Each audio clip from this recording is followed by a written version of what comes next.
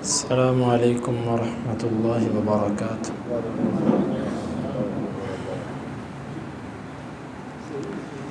سورۃ آل عمران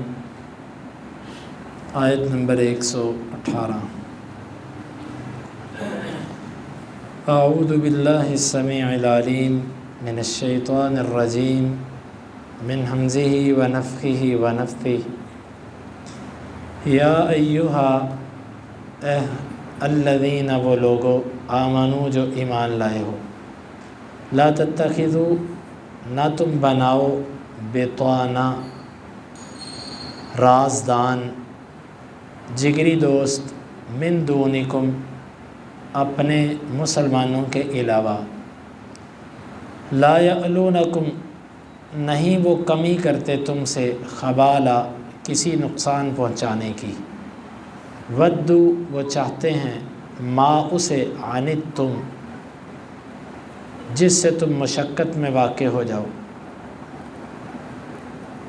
قد تحقیق، بدت ظاہر ہو چکی ہے، البغضاء بغض، من افواہہم ان کے منہوں سے، وما اور جو تخفی چھپاتے ہیں، صدورہم ان کے سینے، اکبر وہ سب سے بڑی چیز ہے، قد بینا تحقیق ہم نے بیان کر دی، لکم تمہارے لیے، الآیات نشانیاں، ان اگر کن تم ہو تم تعقلون عقل رکھتے،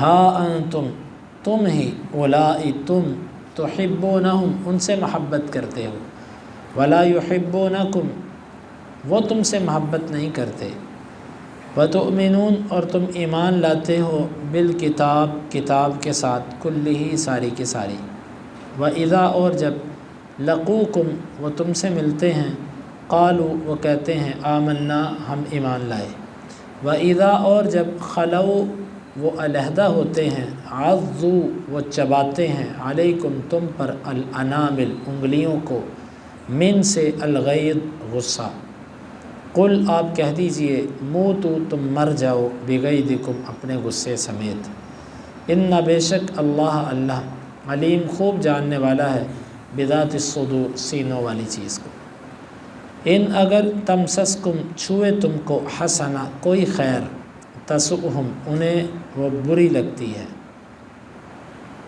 وَإِنْ اور اگر تصبکم تم کو پہنچے، سیئہ کوئی برائی، یفرحوا بہا وہ اس سے خوش ہوتے ہیں، وَإِنْ تصبروا اور اگر تم صبر کرو گے، وَتَتَّقُوا اور تم تقوی اختیار کرو گے، لا یضرکم نہیں ضرر دے گی تم کو، کیدہم ان کی چال، شیئا کچھ بھی، ان بے شک اللہ بما اس چیز کے ساتھ، یعملون جو وہ عمل کرتے ہیں، محیط گھیرے ہوئے ہے۔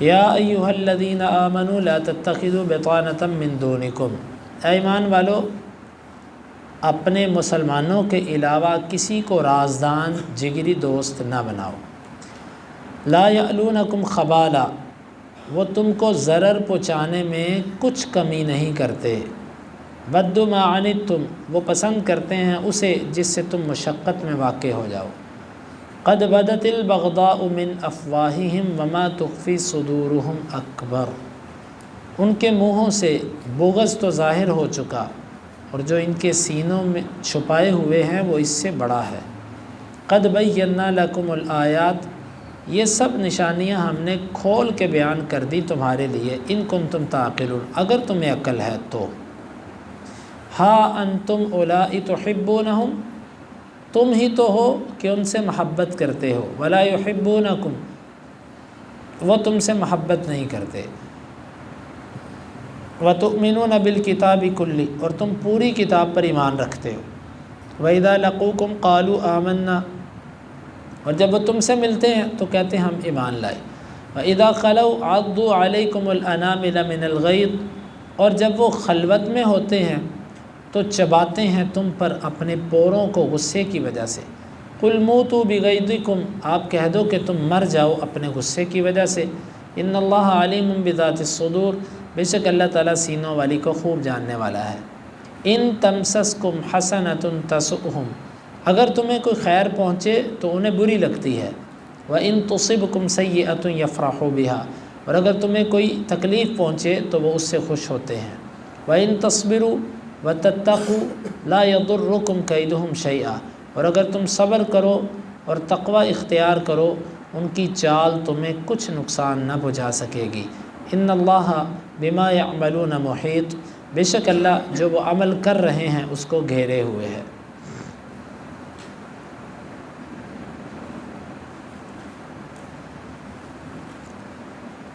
مسلمان جب پیدا ہوا لا الہ الا اللہ پڑھ لیا تو مسلمان آزاد نہیں ہے۔ مسلمان کا معنی ہے کہ اس نے اسلام کی رسی کو اپنے گلے میں ڈال کر اس کی نکیل قرآن اور حدیث کے ساتھ باندھ دی۔ اب جدھر قرآن و حدیث اس کو کھینچے گا یہ کھنچتا چلا جائے گا۔ مسلمان ہونے کے بعد ہم اپنی مرضی سے کسی سے نہ دوستی کر سکتے ہیں نہ کسی سے دشمنی کر سکتے ہیں۔ اپنی مرضی کے ساتھ نہ کسی بندے سے ہم جو ہے وہ لڑائی کر سکتے ہیں اور نہ اس سے معاہدہ کر سکتے ہیں۔ ان ساری چیزوں کے اندر ہم اسلام کے تابع ہیں۔ یہاں پر اسلام نے ایک بنیادی چیز بیان کی، وہ چیز کیا ہے؟ وہ دوستی کے معاملات ہیں، دوستی دشمنی۔ فرمایا کہ اے ایمان والو، تم نے اپنے سوا کسی کو رازدان نہیں بتانا۔ بتانا کا معنی رازدان ہوتا ہے جس کو آپ جگری دوست کہتے ہیں۔ تم نے اپنے سوا کسی کو جگری دوست نہیں بنانا، رازدان نہیں بنانا۔ اپنے سوا سے مراد منافقین، یہودی، مشرک، تمام کافر مراد ہیں۔ یعنی مسلمان کے لیے لائق ہی نہیں کہ مسلمان کے سوا وہ کسی کو اپنا جگری دوست بنائے یا رازدان بنائے۔ پس منظر اس کا مفسرین یہ لکھتے ہیں، اسلام کے آنے سے پہلے اوس اور خزرج ان کے یہودی قبائل کے ساتھ خالی تعلقات نہیں تھے بلکہ ان کے معاہدے بھی تھے۔ یہ دوستی دشمنی کی حد تک ایک دوسرے کے ساتھ تھے۔ تو وہ پرانی ماضی کی بے تکلفیاں اور وہ دوستیاں، اس کی وجہ سے بعض دفعہ جب آپس میں گل بیٹھتے تو مسلمان اپنے سادہ پن کی وجہ سے کوئی ایسی بات ان کو بتا دیتے جو راز ہوتی مسلمانوں کا، اور اس سے مسلمانوں کو نقصان کا امکان ہوتا۔ اسی طرح منافقین تھے، وہ مسلمانوں کے درمیان رہتے تو بعض مسلمان ماضی کے تعلق کی وجہ سے یا رضائی رشتوں کی وجہ سے یا خونی رشتوں کی وجہ سے کسی نہ کسی مناسبت سے ان کے ساتھ کوئی نہ کوئی ایسی بات کر دیتے۔ اللہ تعالیٰ نے منع کر دیا کہ کوئی تمہارا رضائی رشتہ دار ہو، خونی رشتہ دار ہو، سگا رشتہ دار ہو، یا تمہارا ماضی کا حلیف ہو یا دوست ہو یا کچھ بھی ہو، آج کے بعد ایک مسلمان مومن کے لیے لائق نہیں کہ وہ کسی غیر مومن مسلمان کو رازدان بنائے، جگری دوست بنائے۔ تعلق رکھنا، کسی کے ساتھ مدارات کا معاملہ کرنا وہ الگ چیز ہے۔ تعلق رکھنا، ضرورت کے موقع پر کوئی تحفہ دے دینا، کوئی چیز معاف کر دینا، احسان کر دینا، یہ الگ معاملات ہیں، لیکن دوستی اور چیز ہوتی ہے۔ یہاں سے اہل علم نے استدلال کیا ہے کہ مسلمان حکومت کی خارجہ پالیسی اللہ تعالیٰ نے اس آیت مبارکہ میں بتائی ہے، اور داخلہ پالیسی بھی بتائی ہے کہ تم اپنے معاملات کے اندر کسی بھی طرح غیر مسلموں کو شامل نہ کرو۔ ابن کثیر رحمۃ اللہ علیہ یہاں پر فرماتے ہیں کہ مسلمانوں کے لیے، حکومتوں کے لیے یہاں پر احکامات ہیں کہ تم اپنے خاص افسری اور دفتری معاملات کے اندر کسی بھی طرح غیر مسلم کو داخل نہ کرو۔ یعنی تمہارے وہ شعبہ جات جو حساس ہیں، دفاعی نظام ہے، فوج ہے، یا تمہارا اٹامک انرجی کا سسٹم ہے، یا اس کے علاوہ کچھ ایجنسیاں ہیں، یا اس کے علاوہ حکومتی اہم ترین معلومات، یا اسی طرح تمہارے عدالتی امور، یہ جتنے اہم ترین معاملات، حساس عہدے ہیں، اس کے اندر غیر مسلم کو بھرتی کرنا، اس کو نوکری دینا، یہ درست نہیں ہے۔ آج آپ دیکھیں ہماری اپنے مسلمان ملکوں کی اندر کی باتیں لیک کیسے ہوتی ہیں۔ بہت سارے ایسے دین کے دشمنوں کو جو ہم نے عہدوں پر برقرار رکھا ہوا ہے، بعض تو صراحتاً کافر ہیں اور بعض ایسے ہیں کہ جو ہیں تو کافر لیکن خود بضد اپنے آپ کو مسلمان کہتے ہیں کہ ہم مسلمان ہیں، اور وہ اپنے آپ کو مسلمان شو کر کے ہمارے اہم ترین عہدوں پر فائز ہو کر وہ اپنے ہم مسلک ملکوں کو ہمارے بارے میں ساری معلومات فراہم کر رہے ہیں، اور آج تک ہم اس کا نقصان اٹھائے جا رہے ہیں۔ ایک اسلامی حکومت کے لیے ہاں آپ نے غیر مسلموں کو بھرتی کرنا، ان سے گٹر صاف کروائیں، ان سے جھاڑو پھروائیں سڑکوں پر، اس طرح کے کام نوکریاں ان سے کروائیں، یہ وابڈا کے معاملات ہوتے ہیں ان کو کھمبوں پر چڑھائیں جہاں پر کرنٹ پڑتا ہے، وہاں پر ان کو مسلط کریں، ان جگہوں پر ان کو لگائیں۔ اللہ کے یہ باغی لوگ ہیں، یہ لائق نہیں ہے کہ ایک مسلمان کے اوپر ہمارے تو ظلم در ظلم یہ ہے کہ ہمارے اوپر کبھی ہندو چیف جسٹس آ جاتا ہے، چیف جسٹس، اور کبھی آپ کے اوپر عیسائی چیف جسٹس آتا ہے، اور یہ تو معاملات ہیں نہ جانے اندر کے کتنے ایسے لوگ ہیں۔ ہمیں تو اتنا پتہ ہے کہ ایک دفعہ صحابہ کرام کی گستاخی پر فیس بک پر اور ان کچھ جو سوشل میڈیا ہے اس کے اوپر کچھ ایسی مہمیں چلیں، تو میرے ساتھ اسی مسجد کے کچھ نمازی آئے، انہوں نے کہا کہ جی ہم ان کے پاس سائبر کرائم کے پاس جاتے ہیں، ہم ان سے جا کر اپنی رپورٹ درج کرواتے ہیں۔ ہم چلے گئے تھانے میں گئے اسی میں، انہوں نے کہا جی ہمارا کیس ہی نہیں ہے، جی ہمیں ٹینشن ہے۔ ہم نے کہا کہ تم بھی مسلمان ہو؟ جی ہمارا مسئلہ ہی نہیں ہے۔ ہم چلے گئے ادھر جو سائبر کرائم کے دفتر ہے، ادھر پتہ چلا ادھر جو افسر ہے وہ عیسائی ہے۔ اب اللہ کے نبی کی توہین کا کیس ہم ایک عیسائی کے پاس لے کر جا رہے ہیں۔ یہ بیڑا غرق اسی وقت ہوتا ہے کہ جب مسلمانوں کے دلوں کے اندر اسلام کی اہمیت ختم ہوتی ہے اور وہ غیر مسلموں کو اپنے اندر داخل کرتے ہیں۔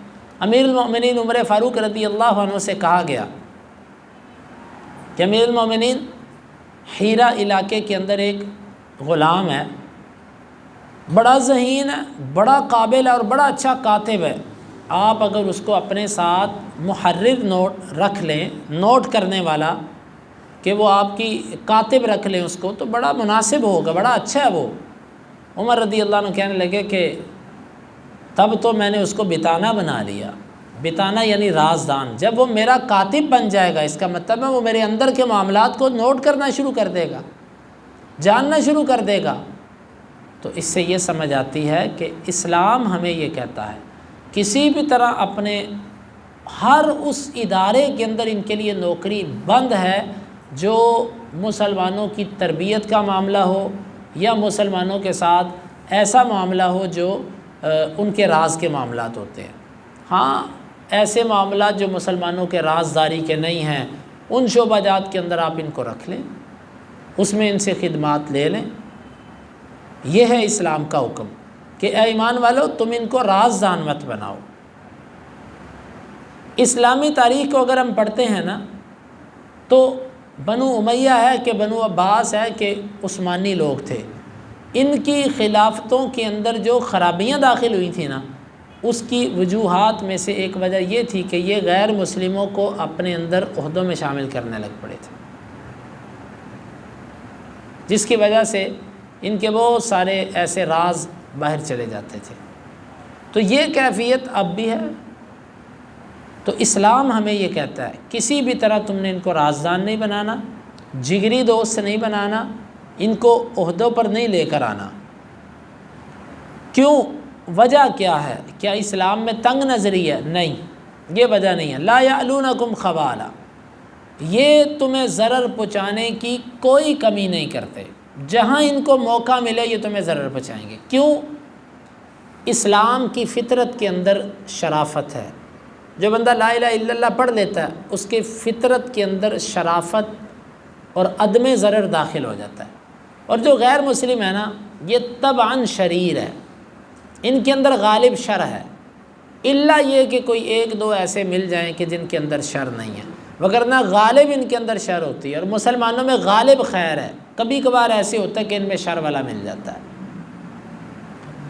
یہ تمہیں کوئی کمی نہیں کریں گے نقصان پہنچانے میں۔ یہاں سے ہم کہتے ہیں کہ ان کی جتنی NGOs اسلامی ملکوں میں کام کرتی ہیں، غرباء کے لیے جی ہم تعلیم کا نظام بنا رہے ہیں، ہم کتابیں فری دیں گے، ہم ٹیچر رکھیں گے، یا اسی طرح بعض ادویات یہ ہمارے علاقوں میں آ کر بعض قطرے پلاتے ہیں گلی گلی محلے محلے میں، دروازوں پہ دستک دے دے کے کہ جی یہ بیماری سے بچنے کے لیے قطرے پی لو۔ تم ہمارے اتنے خیر خواہ، اتنے خیر خواہ تم ہمارے، پہلے ہماری ٹانگوں کو ٹھیک کرتے ہو، مضبوط کرتے ہو، پھر بعد میں اوپر سے ہمیں بم گرا کر مارتے ہو۔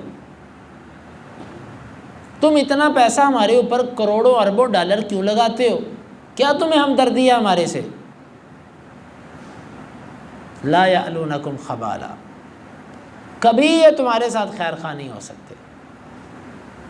تاریخ گواہ ہے کہ جب پاکستان اور ہندوستان کی جنگیں ہوئیں تو 65 کی جو جنگ تھی اس کے اندر آپ دیکھیں ذرا تاریخ اٹھا کر کہ رشیا کس کا حمایتی تھا اور امریکہ کس کا حمایتی تھا۔ تاریخی طور پر امریکہ پاکستان کا ساتھی تھا، لیکن اس کے باوجود اس نے امداد کس کی اسلحے کی صورت میں؟ انڈیا کی۔ تو تاریخ کے الفاظ یہ ہیں کہ امریکہ نے پاکستان کی مدد کرنی تھی، امداد کے لیے اسے سامان بھیجا، وہ پاکستان پہنچا لیکن انڈیا کے فوجیوں کے ہاتھوں مال غنیمت کی صورت میں۔ لا یعلونکم خبالا، یہ کبھی بھی تمہارے خیر خواہ نہیں ہو سکتے، ہمیشہ تمہیں ضرر پہنچانے کی کوشش کریں گے کسی نہ کسی طرح، جو بھی موقع ان کو ملے گا نا۔ اس لیے مت سوچئے کہ ان کے سلیبس، ان کے نصاب کے اندر خیر ہے، کبھی یہ آپ کے خیر خواہ نہیں۔ اگر وہ آپ کے اوپر پیسہ لگا رہے ہیں تو ان کا مفاد کچھ ہو رہا ہے اور وہ پورا کر رہے ہیں۔ وَدُّوا مَا عَنِتُّمْ، دوسری وجہ یہ ہے، اس لیے ہم تمہیں منع کرتے ہیں کہ ان کو رازدان نہیں بنانا، کہ یہ ہر اس چیز کو پسند کرتے ہیں جو تمہیں تکلیف دے جائے۔ ان کی خواہش ہوتی ہے کہ مسلمانوں کو تکلیف پہنچے۔ قد بدت البغضاء من افواہہم وما تخفی صدورہم اکبر، ان کے منہوں سے بغض تو نکل رہا ہے، یعنی ان کے زبان، ان کے کلمات کے انداز سے آپ دیکھیں، مسلمان دہشت گرد، مسلمان دہشت گرد، یہ منہوں سے بغض تو ہے۔ جب کوئی اللہ کے نبی کی توہین کرے، یہ آزادی رائے ہے، اس پر ہم کیسے پابندی لگا سکتے ہیں؟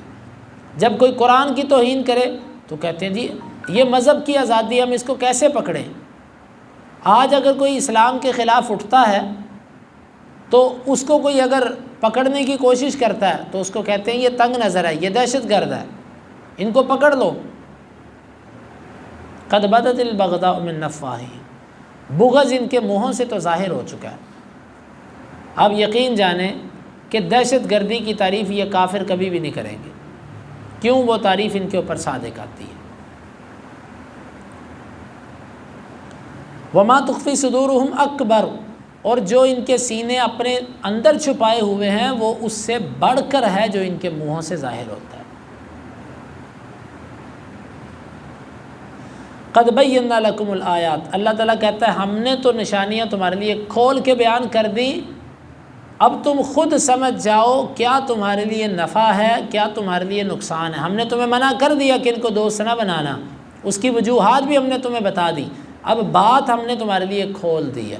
اگر تمہارے اندر عقل ہوئی تو تم ان کو دوست نہیں بناؤ گے، تم ان کو رازدان نہیں بناؤ گے، تم ان کو اپنے پاس کسی عہدوں پر نہیں لے کر آؤ گے۔ روایات کے اندر آتا ہے اللہ کے نبی صلی اللہ علیہ وسلم نے فرمایا کہ من سکن بین اظہر المشرکین انا بریء من، جو مشرکوں کے درمیان جا کر رہتا میں اس سے بری۔ آپ نے ہمیں منع کیا کافروں کے ملکوں میں جا کر وہاں کی شہریت لینا، وہاں رہائش اختیار کرنا۔ مجبوری کے تحت آپ جا سکتے ہیں، آپ تعلیم لینا چاہتے ہیں کوئی ایسی، آپ چلے جائیں، آپ کسی وقتی طور پر کاروباری سلسلے میں گئے آپ چلے جائیں، بس وہاں پر جا کر غلاموں کی زندگی گزارنا اور وہاں پر جا کر ترلے منتیں لینا، جھوٹی شادیاں کر کے وہاں پر نیشنلٹی حاصل کرنے کی کوشش کرنا کہ میرے بیوی بچے یہیں کے ہو جائیں، یہ احساس کمتری، یہ وہ غلامی ہے جس سے اللہ نے ہمیں 1947 میں نجات دی، اور آج یہ لوگ پھر اسی غلامی کی زندگی میں دوبارہ جانا چاہتے ہیں۔ اللہ نے کافروں کے بادشاہت سے تمہیں نکالا، تم پھر بھاگ بھاگ کر انہی کی غلامی میں جاتے، جہاں پر تم آزادی سے کھل کر، جس طرح تم یہاں پر اپنے شعائر کو ظاہر کر لیتے وہاں پر تم نہیں کر سکتے۔ لوگ کہتے ہیں نہیں وہاں پر امن بہت ہے، وہاں پر، یہ سب باتیں ہی ہیں، یہ باتیں ہی ہیں صرف۔ بہرحال اللہ تعالیٰ نے ہمیں منع کیا، اس کے رسول نے منع کیا کہ ان کے ملکوں میں جا کر نہیں رہنا۔ آج یہ مسئلہ بیان ہی نہیں ہوتا، اور ہر کوئی کوشش کرتا کہ میرا بچہ یورپ چلا جائے، میرا بچہ یورپ چلا جائے، اور جو ادھر جاتا کہتا جی ادھر تو حالات ہی نہیں ہیں ٹھیک، جی ادھر ہم بچے کو کیا کریں بلا کے۔ جو رب ادھر ہے وہ ادھر نہیں ہے نا، یہ مسلمان کا یقین ہے کہ رب ادھر روزی دیتا ہے، ادھر نہیں دیتا۔ جو رب ادھر ہے وہی ادھر ہے۔ وہاں پر جا کر اگر محنت کرتے ہیں تو یہاں پر بھی محنت کریں، میرا رب یہاں پر بھی روزی دے گا، لیکن نبی کے حدیثوں کی مخالفت تو نہ کریں۔ آپ نے فرمایا کہ مشرکوں سے دور رہو، اتنا دور رہو کہ ایک دوسرے کی آگ تمہیں جلتی ہوئی نظر نہ آئے۔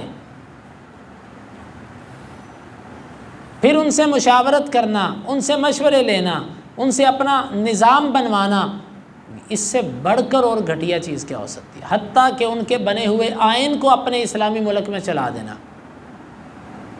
کہ یہ ان کا آئین ہے، ان کا بنا ہوا، یہ ہمارے اسلامی ملک میں لاگو ہو گیا۔ اب وقتی طور پر تو محمد علی جناح نے یہ کہا تھا، بانی پاکستان نے، کہ ہم عارضی طور پر اس کو لاگو کر رہے ہیں، ہمیں اپنا آئین جب تک نہیں بناتے اس وقت تک ہم اس کو چلا رہے ہیں۔ بزرگوں کو شاید اس بات کا علم ہو، تاریخ تو یہ بات کی گواہی دیتی ہے کہ یہ آئین جس کے مطابق ابھی تک فیصلے چلے آ رہے ہیں، یہ تو آپ کو اس لیے آپ پر مسلط کیا گیا تھا کہ چلو کچھ ماہ تم اس کو چلاؤ، ہم بس اپنا آئین بنا رہے ہیں۔ 1947 سے لے کے اب 2023 آ گیا، 75-76 سال کی یہ مسافتیں لمبی طے ہو گئی، لیکن ابھی تک وہ آئین نہیں بن سکا۔ وہی آئین جو ہندوستان میں تھا وہی ادھر لاگو ہوا۔ کیا ہوا؟ تھوڑی سی ترمیم کر دی۔ اسلامی حدود کا نفاذ، اسلامی شریعت کا نفاذ، اللہ کے احکامات کا نفاذ، یہ مسلمان کا آئین تھا۔ ہم سے تو یہودی اپنے دین کے لیے زیادہ وفادار ہیں۔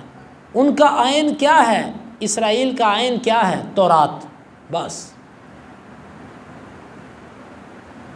دنیا کے اندر مذہبی بنیاد پر صرف ایک ملک کھڑا ہے، وہ اسرائیل ہے۔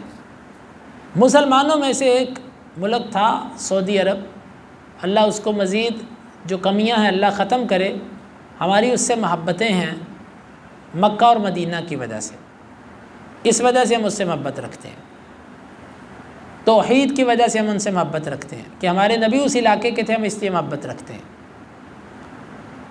باقی کسی ملک کی بنیاد نام تو، اور دنیا میں ایسا ملک بھی پاکستان ہی ہے کہ جس کی بنیاد لا الہ پر بنی تھی، لیکن یہ خواب شرمندہ تعبیر نہ ہو سکا، یہ باتیں رہ گئیں بس۔ اللہ کا شکر ہے، ہم اس پر خوش ہیں کہ اللہ نے ہمیں یہ ملک دیا، ہم یہاں پر آج آزادی سے دین پر عمل کرتے ہیں، گلے شکوے اپنی جگہ پر، لیکن ہم اللہ کی اس نعمت کی ناقدری نہیں کرتے۔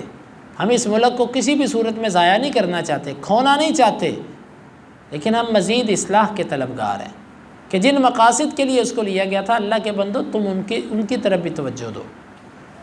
ہمیں واضح طور پر اس چیز سے منع کر دیا گیا، مشرکین کے ساتھ رہنا، ان سے مشاورت کرنا، ان سے معاملات کرنا، یہ ہمارے لیے درست نہیں ہے۔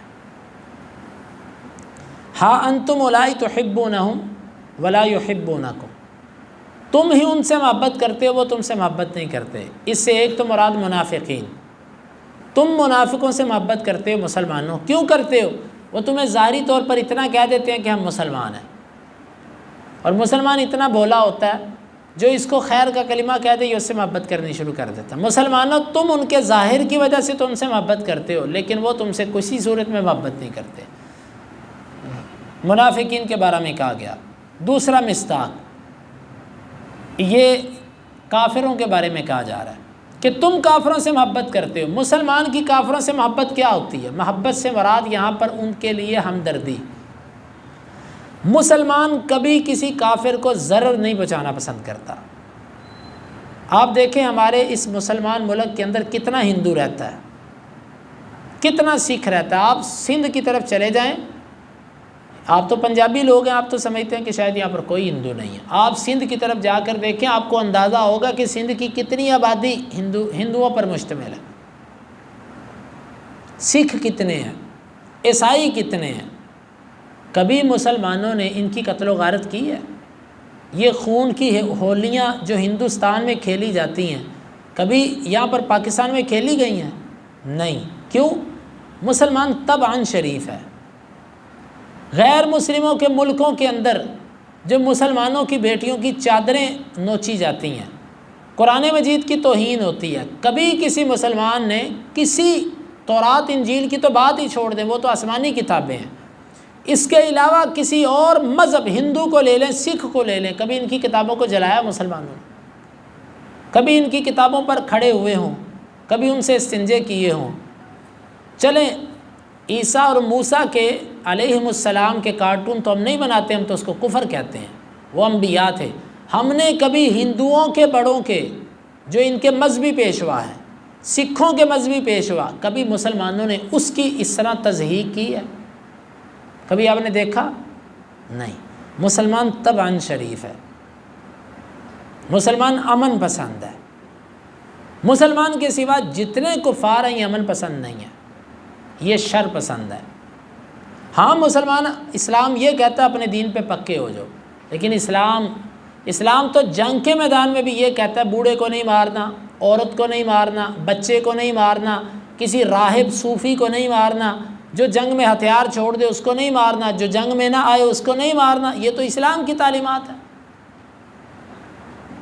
اسلام امن پسند مذہب ہے، اسی لیے کہا گیا کہ تم ان سے محبت کرتے ہو، کس وجہ سے؟ تمہارے اندر انسانی ہمدردی، انسانیت کی ہمدردی تمہارے اندر بہت ہے، تم ان سے محبت رکھتے ہو، یار کسی کو تکلیف نہ پہنچے، کوئی زخمی نہ ہو، کوئی مرے نہ، کسی کا نقصان نہ ہو۔ وَلَا يُحِبُّونَكُمْ، لیکن وہ تم سے کسی صورت میں محبت نہیں رکھتے۔ تو اس میں ایک اعتبار سے مسلمانوں کو غیرت دلائی جا رہی ہے کہ تم ٹھیک ہے ان سے نرمی کرو، لیکن کم از کم دلوں میں ان کی محبت تو نہ بٹھاؤ۔ وَتُؤْمِنُونَ بِالْكِتَابِ كُلِّ، تم ساری کتاب کو مانتے ہو، قرآن کو، اور منافق نہیں مانتے۔ اور اگر یہودی عیسائی مراد ہوں تو پھر تم ساری کتابوں پر ایمان رکھتے ہو، قرآن، تورات، انجیل، زبور، لیکن وہ تمہاری کتاب پر ایمان نہیں لاتے۔ وَإِذَا لَقُوكُمْ قَالُوا آمَنَّا، اور جب یہ آپ سے ملتے ہیں تو کہتے ہیں ہم مومن ہیں۔ منافقین جب علیحدہ ہوتے ہیں تو اپنی انگلیاں، انامل کہتے ہیں پورے کو، پوروں کو، انملت ان کی جمع، یہ اپنے پورے دبانے کی کوشش کرتے ہیں، ایسے کاٹتے ہیں غصے کی وجہ سے کہ ہم مسلمانوں کو کچھ بگاڑ کیوں نہیں سکتے۔ اور واللہ آج بھی ان کی یہ کیفیت ہے، ان کا بس نہیں چلتا، بڑی کوششیں کرتے ہیں یہ۔ آپ کو اندازہ نہیں ہے کہ یہ پاکستان کے اوپر حملہ کرنے کی انہوں نے کتنی دفعہ کوشش کی، پاکستان کے ایٹمی اثاثوں کو چھیننے کی کتنی دفعہ کوشش کی۔ کس وجہ سے؟ ان کو پتہ ہے کہ یہ 2-4 ملک ہیں ان کے سرکردہ، جن کے گردنیں اوپر ہیں، ان کو بس دبا لو، باقی خیر ہے۔ اس ٹائم سب سے زیادہ نظر ان کی آپ کے پاکستان پر ہے۔ اور جب وہ خلوت میں ہوتے ہیں تو وہ اپنی انگلیاں چباتے ہیں، یہ کنایا ہے سخت غصے کا کہ وہ تمہاری خوبیوں پر، تمہاری کامیابیوں پر اتنے خفا ہیں۔ قُلْ مُوتُوا بِغَيْظِكُمْ، آپ ان سے کہہ دو تم اپنے غصے کی وجہ سے ہی مر جاؤ، یا اپنا غصہ لیے ہی مر جاؤ۔ ان اللہ علیم بذات الصدور، جو تمہارے سینوں کے اندر، اللہ اس کو جانتا ہے۔ کیا مطلب؟ اللہ اس کو کبھی پورا نہیں ہونے دے گا۔ تم یہ چاہتے ہو کہ مسلمانوں کو ختم کر دیں، اسلام کو ختم کر دیں، ایسا نہیں ہو سکتا۔ آپ دیکھیں کتنی دفعہ کفار نے پورے مسلمانوں کے طاقتور ملکوں کو ختم کرنے کے منصوبے بنائے، میرے اللہ نے تدبیریں الٹ دیں، کایاں پلٹ کے رکھ دی ان کی۔ ان تمسسکم حسنۃ تسؤہم، اب فطرت بتائی جا رہی ہے، اگر تمہیں کوئی اچھائی پہنچتی ہے تو ان کافروں کو برا لگتا ہے۔ واللہ تم ایٹمی اثاثے بنا لو، تم کوئی میزائل تیار کر لو، تم کوئی اپنا دفاعی نظام اچھا کر لو، تمہارا کوئی نوجوان سائنسدان بن جائے، تمہارا کوئی نوجوان کسی چیز کو ایجاد کر لے، تسؤہم، ان کو برا لگتا ہے یہ کہ ایسا کیوں ہوا، اور مال غنیمت یا فتوحات تمہیں مل جائیں تو ان کو بری لگتی ہیں۔ وَإِن تُصِبْكُمْ سَيِّئَةٌ يَفْرَحُوا، ہاں اگر تمہیں کوئی ضرر پہنچے تو بڑا خوش ہوتے ہیں، اوپر سے تمہاری امداد کے لیے بھی آئیں گے، لیکن بہت خوش ہوں گے اندر سے۔ کسی قسم کی برائی تمہیں پہنچے، آفت آ جائے، آسمانی آفت یا کسی طرح کا کوئی نقصان ہو جائے، بڑے خوش ہوں گے اس پر۔ وَإِن، اللہ تعالیٰ نے فرمایا ایسے بندے کا مقابلہ کرنے کا طریقہ کیا ہے؟ حاسد، بغض رکھنے والا، کینہ پرور، اس کا مقابلہ کن چیزوں سے ہوتا ہے؟ وَإِن تَصْبِرُوا، نمبر 1 صبر کرو۔ اللہ، کوئی بھی بندہ آپ سے حسد کرتا ہے، آپ سے بغض رکھتا ہے، اس کا مقابلہ تم صبر سے کرو۔ صبر جو ہے اتنا عظیم اللہ کا تحفہ ہے کہ یہ اس کو جلا کے رکھ دے گا۔ جب وہ دیکھے گا کہ میری ساری چالیں اس کے اوپر کامیابی نہیں ہو رہی، تو وہ ذلیل ہو جائے گا خود بخود، اور اللہ تمہاری مدد کرے گا۔ صبر پر اللہ کی مدد آتی ہے۔ ایک تو تم نے صبر کرنا ہے اس کا مقابلہ کرنے کے لیے، وَتَتَّقُوا، اور دوسرا تم نے تقوی اختیار کرنا ہے۔ تقوی کیا ہوتا ہے؟ گناہوں سے بچنا ہے، اللہ کی اطاعت کرنی ہے، اس کی سازشوں پر صبر، اور ادھر سے تقوی، لا یضرکم کیدہم شیئا، ان کی چال پھر تمہیں کچھ ضرر نہیں دے سکے گی۔ ایک صبر اور ایک تقوی۔ دنیا کی ٹیکنالوجی ان کے پاس آ جائے، دنیا کی طاقتیں ان کے ساتھ جمع ہو جائے، تم 2 چیزیں پکڑ لو بس، اور یہ 2 چیزیں جب تمہارے نبی کے پاس تھیں، اس کے صحابہ کے پاس تھیں، تو انہوں نے دنیا کی طاقتور قوتوں کو ایسے اسلام کے سیلاب کے ریلوں کے اندر ان کو بہا کے لے گئے، جیسے پانی خس و خاشاک کو بہا کے لے جاتا ہے۔ ختم کر دیا ان کی طاقتوں کو، کس وجہ سے؟ صبر اور تقوی، صبر اور تقوی۔ آج بھی اس کا یہی علاج۔ آج روتے ہیں ہمارے پاس یہ وسائل نہیں ہیں، ہمارے پاس پیسے کی کمی ہے، ہمارے پاس یہ کم ہے، کچھ کم نہیں، تمہارے پاس صبر نہیں ہے اور تمہارے پاس تقوی نہیں ہے۔ یہ 2 چیزیں ہوں، ان کی چالیں تمہیں کچھ ضرر نہیں دیں گی۔ اور عام ہمارے معاشرے میں بھی کوئی بندہ آپ سے حسد کرتا ہو، بغض رکھتا ہو، کینہ رکھتا ہو، اب یہ 2 چیزیں اختیار کریں۔ ان اللہ بما یعملون محیط، بے شک اللہ تعالیٰ جو وہ عمل کرتے ہیں اس کو گھیرے ہوئے ہے۔ اللہ رب العالمین سے دعا ہے اللہ تعالیٰ ان آیات کو سمجھنے کی اور عمل کی توفیق عطا فرمائے۔